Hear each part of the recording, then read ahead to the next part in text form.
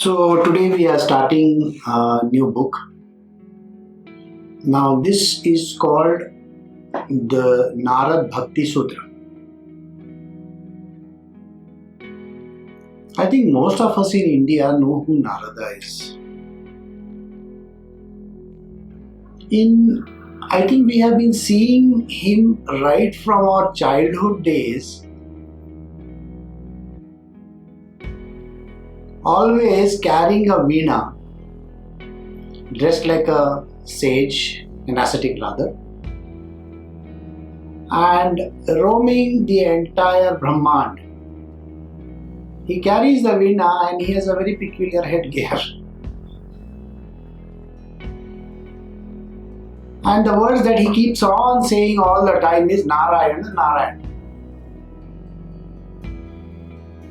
I think we have had a lot of parodies created out of him, but he's one of the most profound figures in the ancient Indian pantheon, because he is the one person who can be called as the highest epitome of devotion.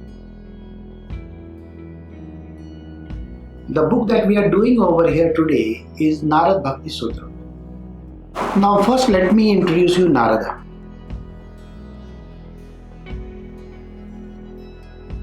There are a number of stories related to him. The first one is concerned with his being the mind-born son of Brahma. Now you know Brahma is the Trinity. Brahma is the creator, Vishnu is the preserver, and third one is Shiva, who is the destroyer. So Narada is the son of Brahma. This is what everybody knows. And he is a great devotee of Vishnu, Mahavishnu, Krishna, whatever. And now in this, it is said that Narada took number of births on earth. And in every birth of his, he was attracted towards certain thing.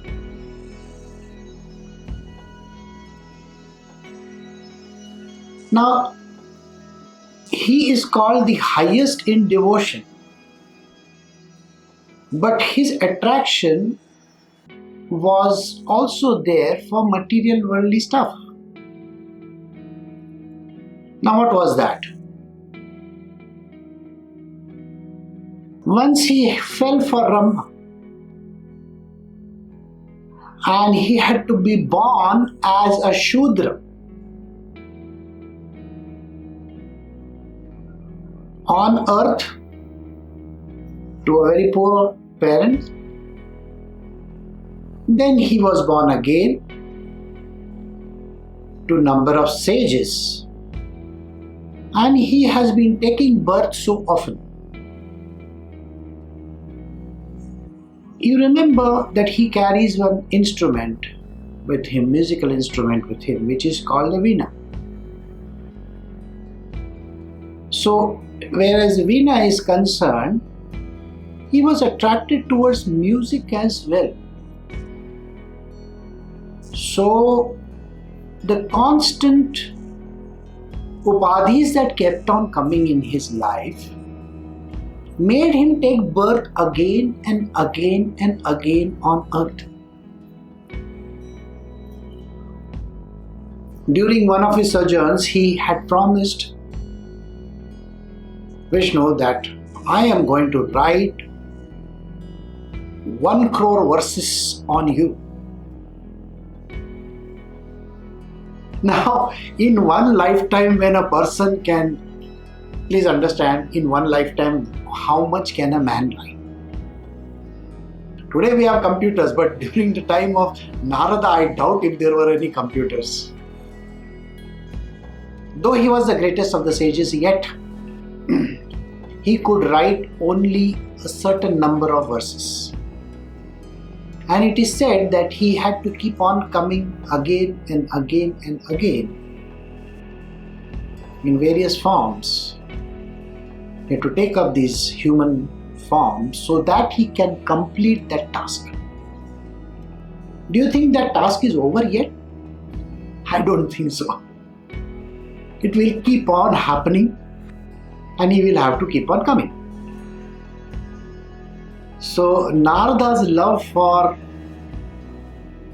the divine is so intense that we have to ensure today that our love is also equal like that. So without much ado now, I will start with the Narada Bhakti Sutra. We are doing chapter 1, the first sutra. By the way, these sutras are just one line. They are not in one chapter itself. You may find a few lines, that's it. But each line is in depth. There is a lot of meaning in them and we are going to decipher the meaning of those sutras. The first one says, now, therefore, the doctrine of devotion we shall expound. Narada is saying, I am going to tell you what exactly is this doctrine of devotion. Before I introduce you devotion, let me tell you there are many paths of reaching the divine. The one of the paths that are mentioned is the Sankhya Yoga. In the Bhagavad Gita it is mentioned. The second one is called Karma Yoga. Third one sometimes is referred to as the Raj Yoga.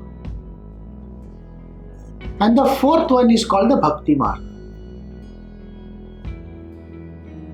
In most of the cases, Sri Krishna says very clearly that the easiest and the simplest path for anybody to reach me is the path of devotion. I think we should accept this as a statement just like that.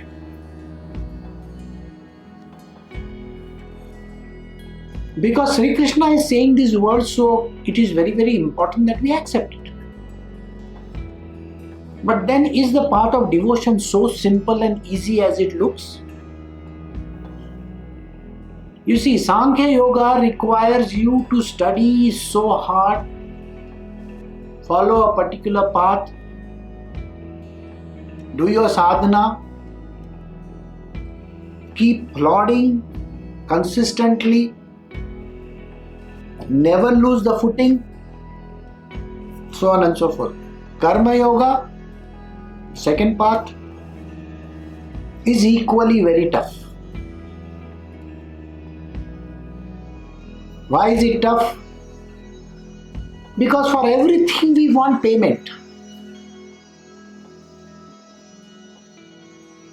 Everything that I do, I want to be paid back in something or the other. We don't do work just for the sake of doing. Even when a mother makes some of the very good dishes for her children, she expects a smile on their face. Or she says, at least you should say that how this particular dish was. Isn't it? People have this great understanding that they are very much in love with their spouses, their family members, and so on and so forth.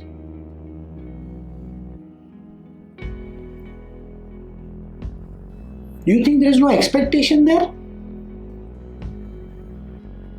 Try to get angry one day with the husband or the wife. Say something very nasty. Say something that you don't look good today. Just imagine what happens to that person. You have had it. Am I not looking good? What do you mean by that? You understand, these kind of sentences will keep on popping up. And the person will say, I don't want to talk to you. Go and find somebody for yourself. Wow. Just because that person said that, oh, you don't look good today, or if the husband says to the wife, my mother used to cook better than this. Why don't you stay with your mother? Why do you want me? These are called expectations.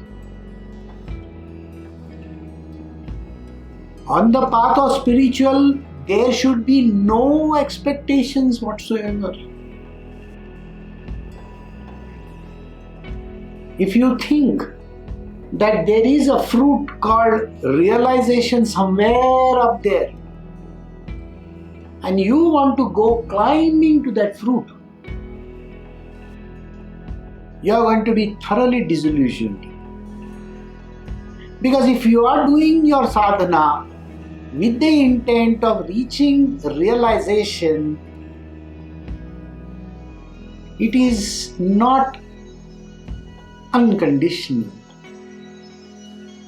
Now put conditions in it saying that I want to reach this destination or this particular goal. And when you do that, it is with expectation. You want rewards and you want payments.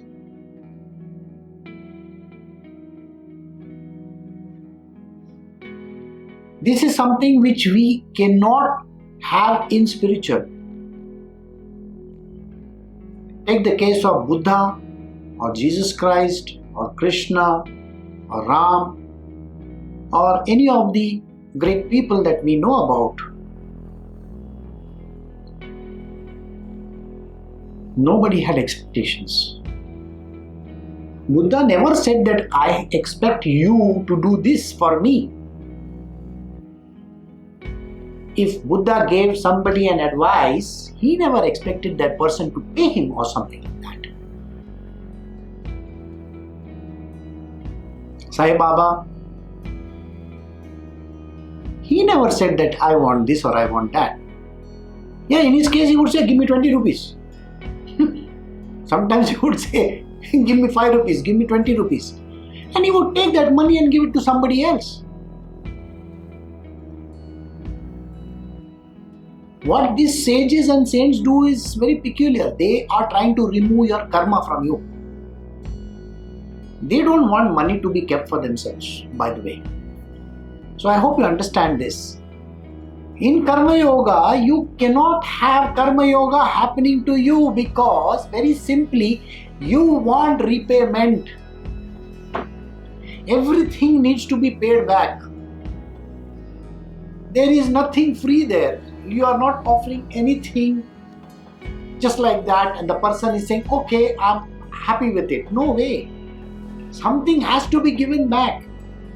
Today is a very important day. Fortunately for us, we have starting on the Marathi New Year, which is called the Gudi Padwa. It's supposed to be the start of spring worldwide, but in India we do the Gudi. Gudi means one small matka is there, it is turned upside down and then there is a cloth hanging with a stick right there with the entrance, and it is called the Gudi. It is just wishing each and every one a very, very happy Gudi Padwa. And thankfully,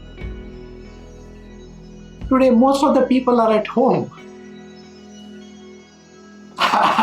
This never happens. Forcibly you are at home. Forcibly you are in some place where you cannot move out. All because of something that is happening in the material world called coronavirus. If this coronavirus was not there, I think all your feet would have wings, Everybody would be going here and there and doing all kinds of things. But today, you are at home or you are in a place where you cannot move out and you are forced to be there. And it is in India, it is going to be for 21 days. It's literally like a punishment to most of them. But this is a time for retrospection also. What exactly are you doing with your life? Isn't it? So we are very fortunate that we are doing this very wonderful text called the Narada Bhakti Sutra. And Narada says that we are going to expound on this. I have given you the various other paths. Some people say that there are some other paths. If you go to the essential text called the Bhagavad Gita, which I think is the sum total of all the Vedas and the Shastras, it is a very compact version of it. Krishna is not talking too much about any other path besides these first two that I mentioned. He doesn't say that you can reach some destination by means of some other yoga. The breathing exercise is a normal thing. You do your breathing in a very regular manner. Are you not breathing just now? Yes. Meditation? Yes, of course.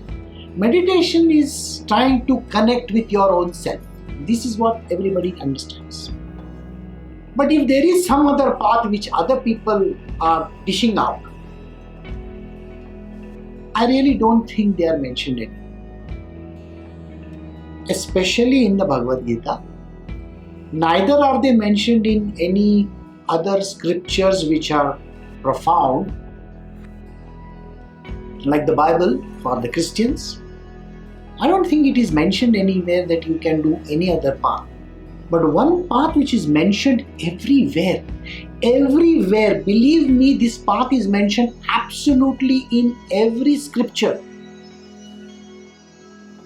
In the Bhagavad Gita it is mentioned, in all our scriptures it is mentioned.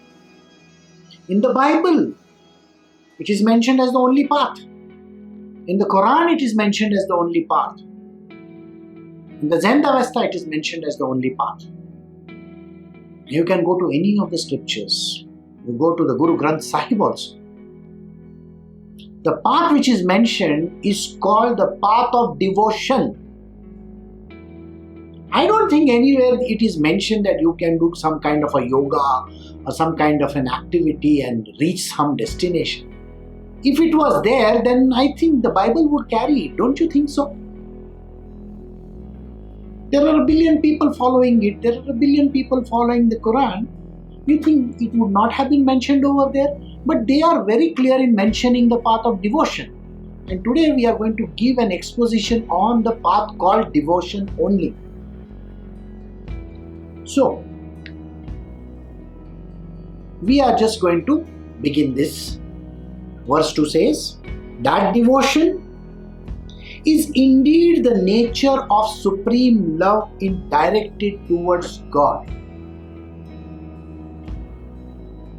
This devotion is the highest form of love.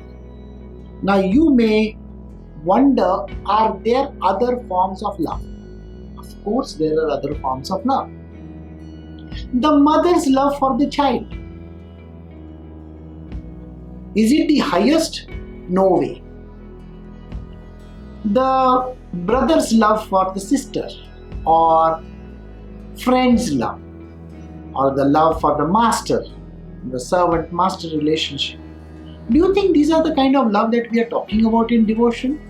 No. We are talking about a love far beyond this also. This is called unconditional love. Unconditional love is the most difficult love of all. Why is it most difficult?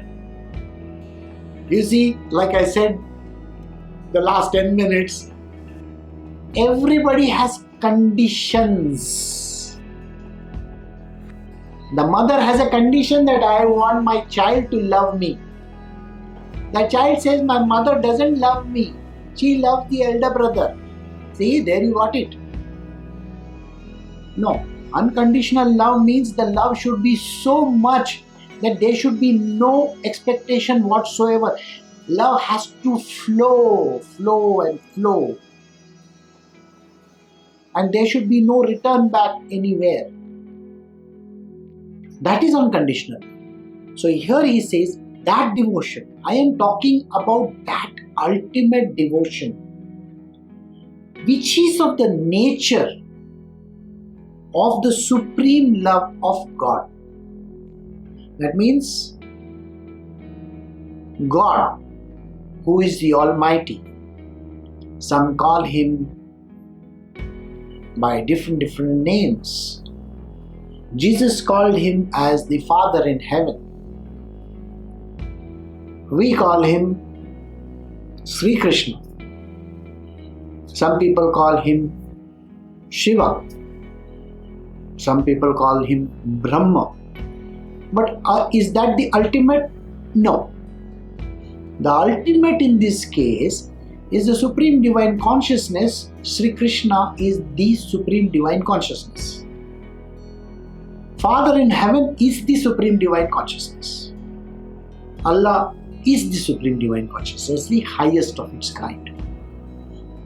We are talking of that ultimate destination beyond the Brahma also. Beyond. And that love which you have for this divine consciousness, that is the God, this devotion has to be directed towards that. Why are we eliminating the in-between? Why does a person eliminate the in-between? Well, if you are thinking in terms of deities, they are lesser ones, the lesser ones, which means that they have certain powers. Their domains are limited in concept. If I take Brahmaji, his limitations is he is only the creator. Can he perform the job of a destroyer? No way. Shiva's job is of a destroyer. Can he perform the job of a creator? No way. Vishnu, sustainer. So you will find that everybody has limitations there. These are called deities. If I have a love for the deity, I can only reach a certain level. A deity, let us say I have my devotion towards Saraswati. I can reach the highest of devotion to Saraswati and achieve what we call today as the highest in the knowledge. That's it. Maybe music, because she plays the music. Maybe the arts. That's it. Beyond that, there are limitations there. See? They also have a father. All these deities are reporting to the super boss. And that is the super boss we are talking about. We are not talking about deity levels. Again, we are not talking about Brahma. Brahma is the ultimate destination, everybody says. In Brahma, everything goes to nothingness. When people say, I am a Brahmanyani, the knowledge of Brahma cannot take him towards the Supreme Divine Consciousness, or what we call as the Supreme God, the Lord. Why? You see, for reaching Him, you require devotion only. That is what is mentioned over here. That devotion is indeed of the nature of supreme love in God. This devotion is the only path which can take us beyond the Brahma, beyond the deities, beyond anything that you can ever imagine. And what kind of love is this? It is called unconditional love. Remember this.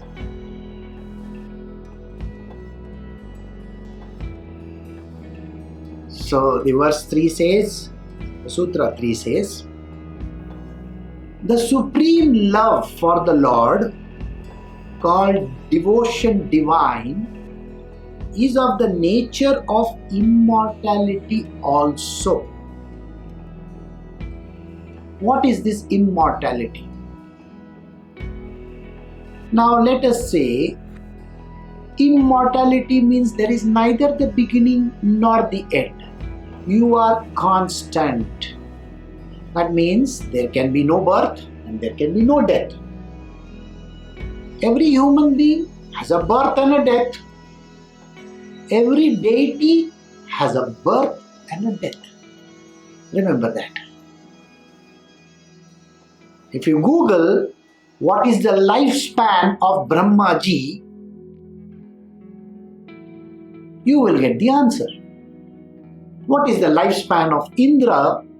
You will get the answer. There is a certain lifespan.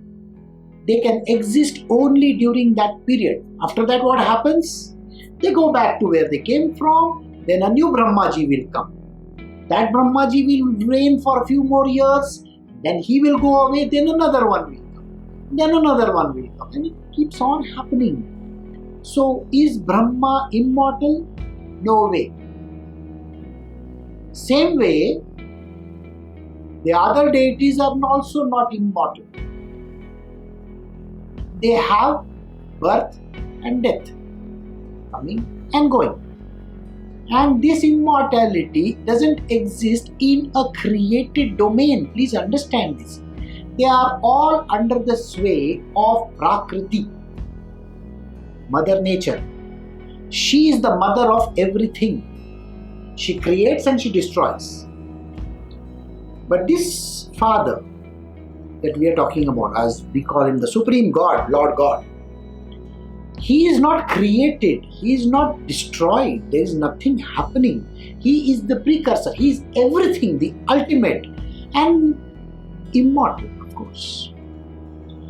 So he is talking about the supreme love of the Lord for the Lord, called devotion divine, is of the nature of immortality also. This devotion is not fickle. It is not there just now, and then it is there, and then it is not there, and then it is there, and then it is not there, and then it is there. There is no yo-yo in that business, by the way. This devotion has to be continuous, and it's a single line.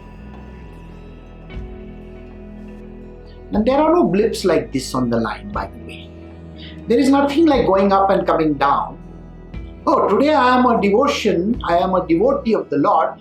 Later on I am not a devotee of the Lord. And tomorrow I am going to be thinking of something else. It's immortality.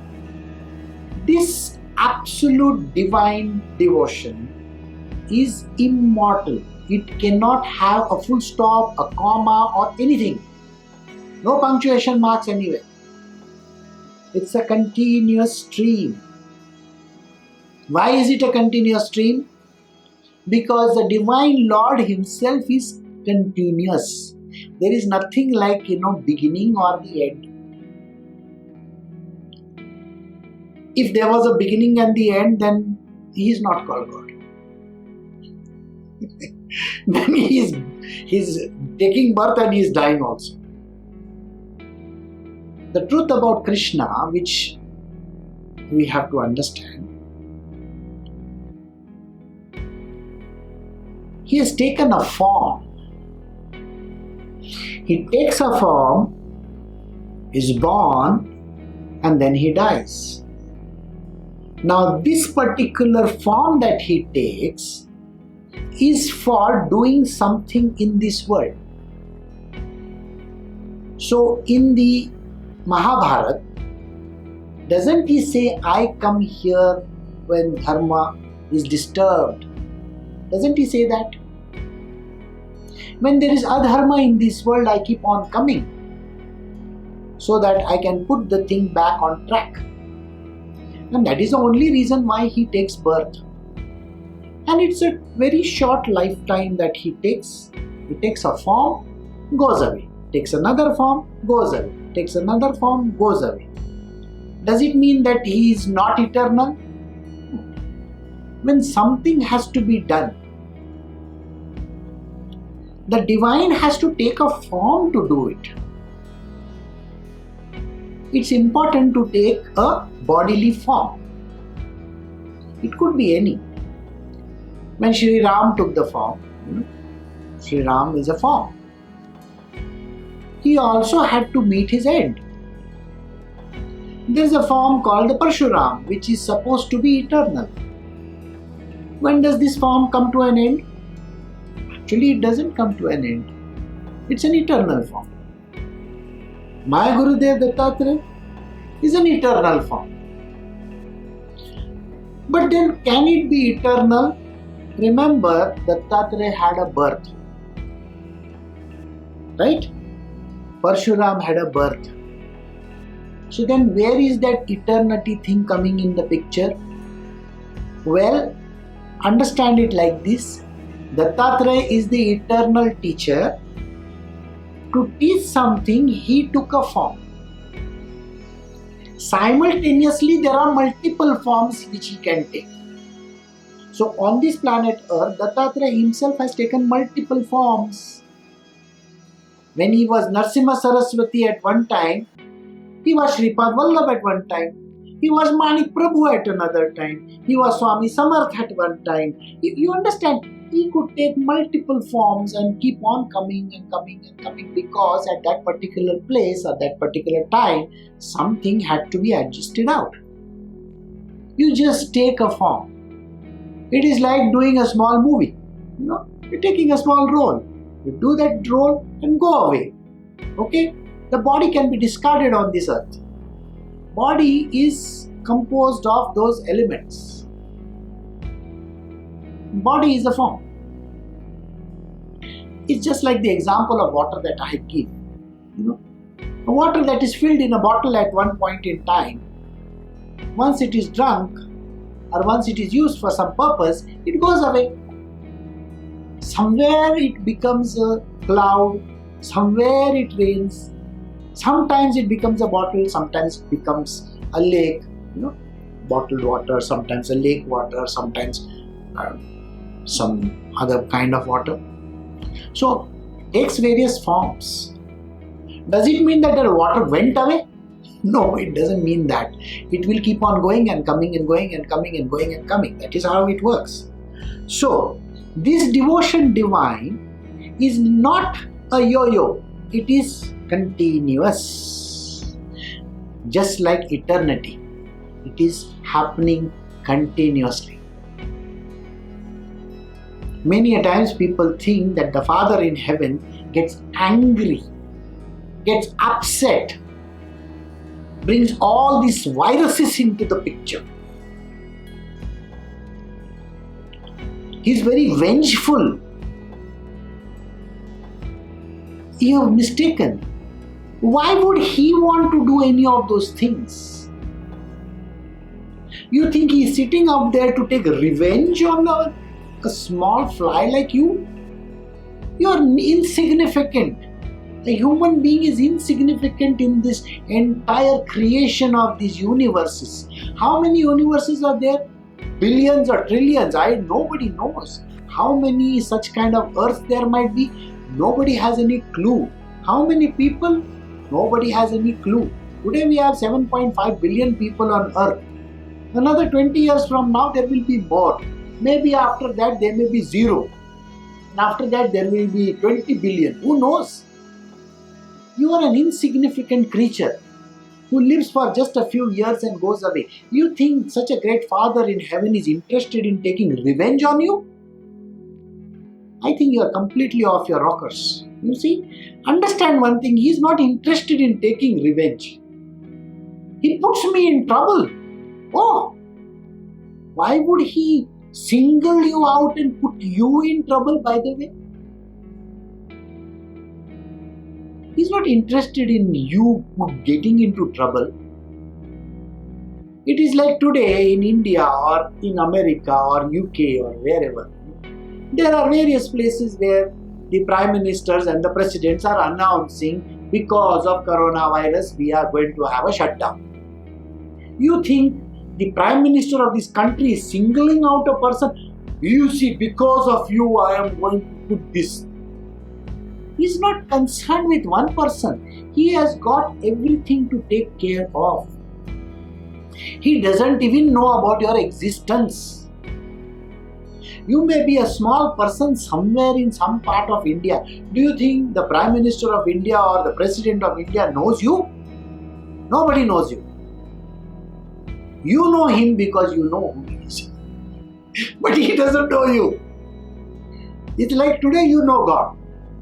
Well, I'm talking about God. But you are among those gazillion creatures on this just one small earth, this much only. Why would he single you out?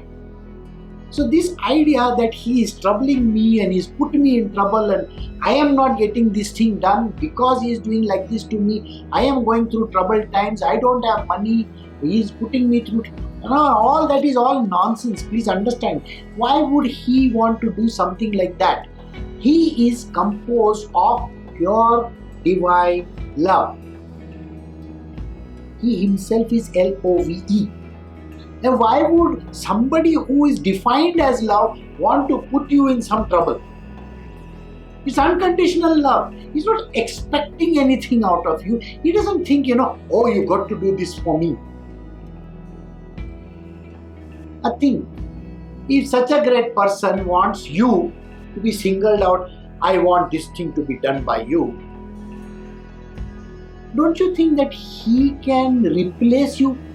He can just do a foo to you and replace you by another 100 more people? Do you get the point? Why would he single you out? So this kind of a thing is wrong. Devotion has to be unconditional love. There should be no condition. Single-pointed devotion. It's one-pointed devotion. We will come to this word quite often in this. So single-pointed devotion, the love that is called devotion divine, is of the nature of immortality. It cannot go in this yo-yo fashion. It has to be one. It is called blissfulness. Remember this word. There is a difference between happiness, joy, all those other words, and the word called blissful. We are going to describe the word blissful in the coming few chapters.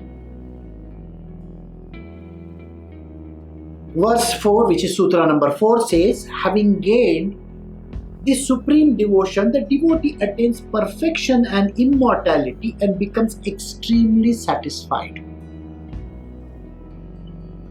Satisfaction is the ultimate aim.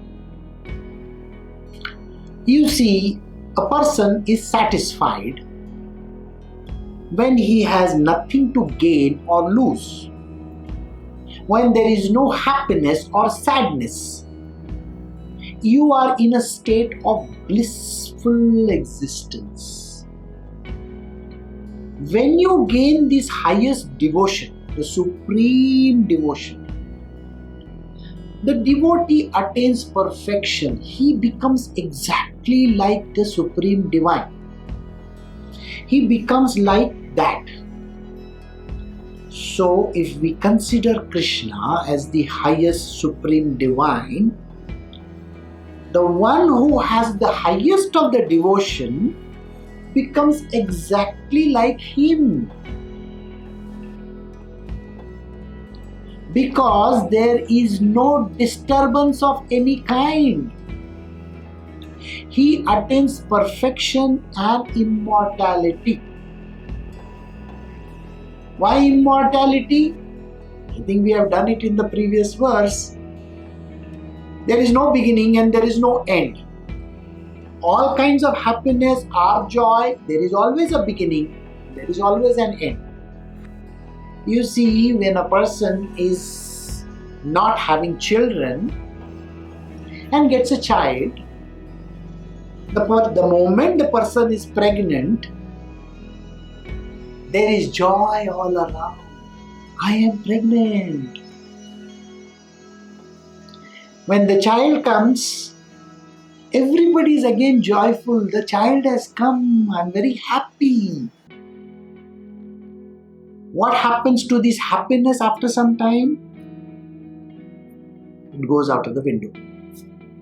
And then a second child. I'm very happy. Again I am pregnant. Then you give birth. And then what happens? The child comes out in the world. You're again happy. And after that, sadness. And then you want again happiness. Then you start creating babies. You see, when people have no other kam dhanda in this world, they start making babies. This coronavirus is one of the biggest victims, or the biggest problems in this world is, it's high time, everybody wants to create babies. I was talking to somebody in the morning, that person tells me, yes, December will be a good time to have babies. What? He's already calculated. Coronavirus is helping us create babies. You will be happy. And just imagine this happiness, where it is going to go to the moment you get a child which has some error in the system. The child is autistic, or with a Down syndrome, or with some other defect, bodily defect or whatever. What happened to that happiness?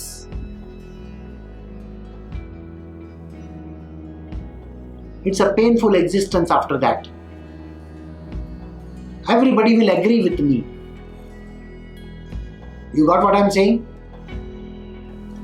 Even if there is a big birthmark over here, let us say, a child born with a big birthmark over here, you think anybody is happy? That happiness is out of the window. Right? And while giving birth, the mother dies. You think anybody is happy? Nobody is happy.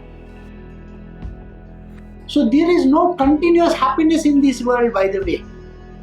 You just think that there is happiness.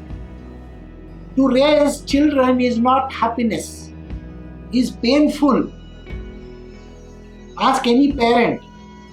You see, the first thing they will say is, oh, it is so joyous to have children. But when you have children who are breaking things around, destroying stuff and causing you misery all the time, you can't even tell them shut up. You know how difficult it is? Have we not seen brats at the airport or in the plane or in some such place? These children are painful. And that time you look at the mother or the father who is carrying the child, oh my God, what problem this person must be going through. What? Well, they are not bothered about it. They just brought the child in this world and now they are just left it like that.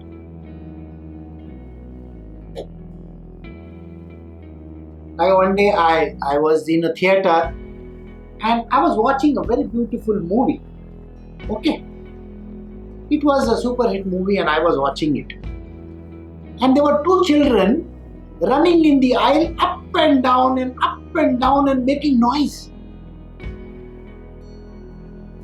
If somebody does that to you, or just imagine you're watching a movie and somebody sitting in front of you keeps on doing like this all the time, you think you're going to like it, or keeps on making noise of that popcorn.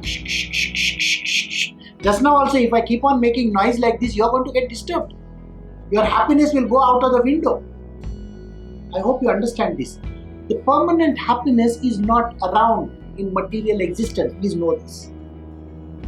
So hear what he says. The devotee attains perfection and immortality and becomes extremely satisfied. So tell me, what is it that you have done in this world that you are fully satisfied with? Nothing.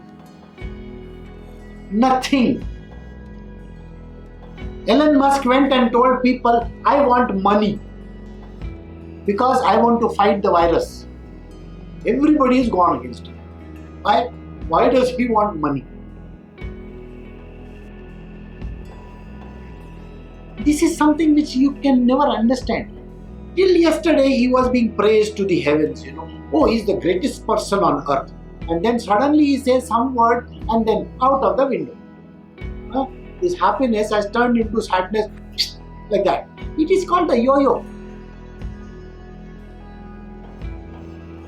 I have a number of students who come to me. As a teacher, my job is to test everybody and to break them, literally. You see, if you don't get a guru who breaks your back, then he is not a guru. If you want to be perfect in this world, you have to get your ass kicked around. You know how soldiers are made in this world? Soldiers are made with discipline and absolute one-pointedness in whatever that they got to achieve. If they have to go to Iraq or Iran or any of these countries in this world, or they have to fight Pakistan, or if they have to fight in some other war, they have to be so focused. It's again like Olympics. Olympics 2020 are being postponed to 2021. You know how many people have been preparing for these Olympics for so many years? It's a single pointedness that you need to have. The kind of devotion that you need to have to doing something, achieving something. So in my spiritual world also, when everybody who comes to me, initially it is kid gloves. Kid gloves, you understand? I treat them very nicely. Because they don't understand. And they want, kindergarten treatment. Later on, when I put them on the path is getting tougher and tougher. It's like climbing Mount Everest. When you are on the flat lands, it's a very, very easy path. You're not having that. You're not going to do that. Well, start climbing. You think I did not have to go through that? You think Sri Krishna did not go through this? You think Sri Ram didn't go through this? Sri Krishna was born in a jail. Understand one thing. He had to go through troubled times. So many Rakshasas are after him. You will say he is God Almighty. But you think he did not take training from his guru, Sandipani? You think Sri Ram didn't take training? 14 years of Vanvas, roaming around in the jungles. You think he was wearing Nike shoes and all? Now just think about it. What are you talking about? He had to walk barefoot in the jungles. A kingly person walking in the jungles and his wife gets kidnapped. You see the amount of trouble that he has to go through? The path is very, very tedious and dangerous. Spiritual path is exactly like this. Narada is going to tell us about this path. I'm going to give you all stories after stories related to devotion which will make you cringe and tell me, oh my God, is this the kind of devotion you are talking about? Today before I end, I will give you a story. Every time when I say something, I will tell you a story, listen to it. So you understand, there is no satisfaction in this. What is this satisfaction? The moment you think that I have to reach a certain destination or this is the place I have to go to, that means you are dissatisfied, and from dissatisfied you have to become satisfied. Do you get it? No. This is immortality we are talking about. It's not something coming and going. No. There is no beginning and there is no end. Satisfaction has to be uniform, which means the devotion that we are talking about has to be permanent. Just because one day Krishna gives you a kick in your ass doesn't mean that you have to get upset about it. Do you get what I'm saying? Krishna loves to do that. He does that to all his gopis. Like I said, I'm going to tell you stories. Now today I will tell you a story, like I said. One of the greatest devotees of the Lord was Kabir. I think most of you have heard about Kabir. His devotion was the ultimate. He was a very great devotee. Now his devotion towards the Lord was such that even the devotees of God, when they came to his house, he had to treat them very, very nicely. When a devotee comes, devotee doesn't mean some average person, by the way. Devotion is the highest one. Person who is permanently satisfied, correct? That kind of a person. So let us think about the devotees were coming to his village. And at that point in time, he tells his wife, I want to give them very good food. I want to feed them.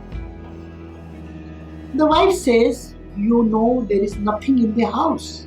Where are we going to feed him? None of these people can be fed. He says, now what is to be done? He has a son. So what does he do? The devotion towards the devotee has to be higher. Please understand this. I will tell you in the end why this devotion of the devotee has to be highest. So he goes to this neighboring store, person who sells all the grocery, and says, can you give me some grocery free? Because I want to feed these sages who are coming. The person looks at him and says, hey, get lost from here. I don't want to give you anything. So Kabir says, now what is to be done? I have to feed them. Feed them whichever way they possible. Which means what? That I have to give them, come what may, food. So he takes his very young son, and in the night they make a small hole in the wall of that store. Now from that hole only the son can go inside. So the son goes inside that hole, inside that room, and whatever the father asks for, he passes it from the hole to his father. It so happens that there is some noise. So when there was some kind of a noise, the shopkeeper, he wakes up and he thinks that it must be some robber. Meanwhile, Kabir, he has taken everything away. Alright? His son is still inside, remember that. So the son is trying to wriggle out with his leg first.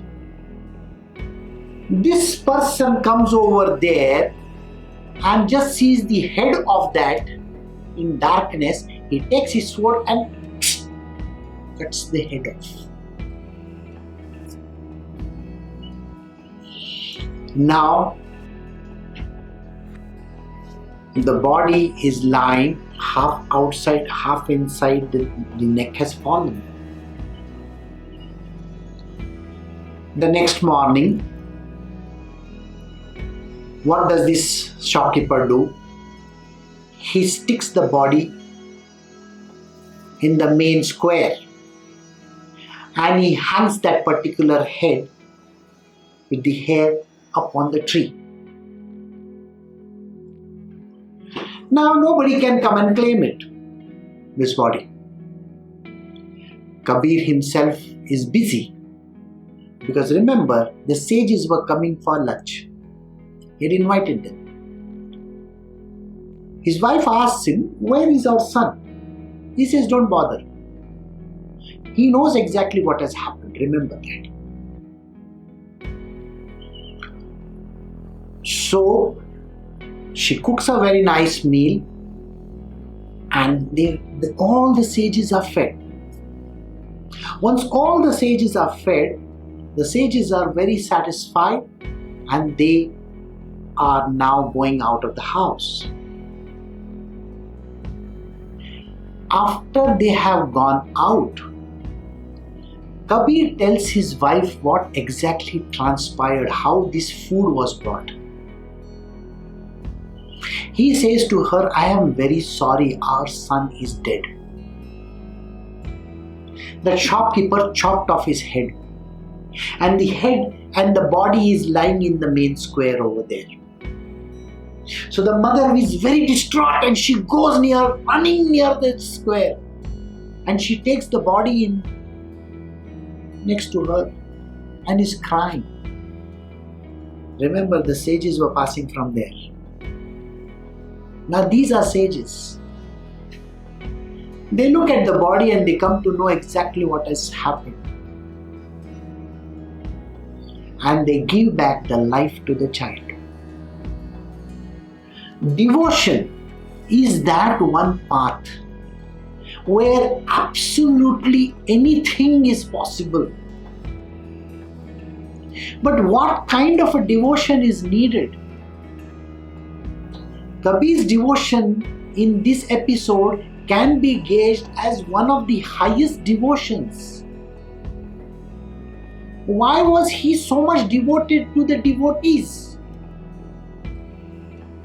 When Krishna one day was absent, he was not there, and Narada had come to meet him, he asked Rukmini, where is Krishna? So she tells him, Krishna has gone to pray. Now why would the Lord of this universe want to pray to anybody? Think about it. So Narada is laughing. He says, why is the God interested in praying to somebody? I don't think he has to pray. The universe, the Lord of the universe, whom does he pray to? So when Krishna comes back, he asks him the question, whom were you praying to? And Krishna tells him, I was praying to my devotees. I was praying to my devotees. Because for me, my devotees are highest. So those who love the devotees of the Lord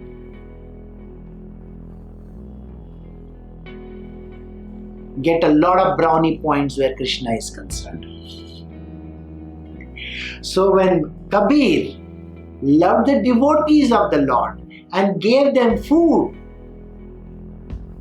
and even sacrificed his son, this is called the highest of the devotion. So those who love the devotees unconditionally, Kabir did it unconditionally. Remember that. He did not run after his son. His devotion was the highest to the devotees. And Krishna granted the son back his life. So do you understand this? Devotion is the highest path ever. We will get this answer in the coming few days' time when we are going to do further sutras.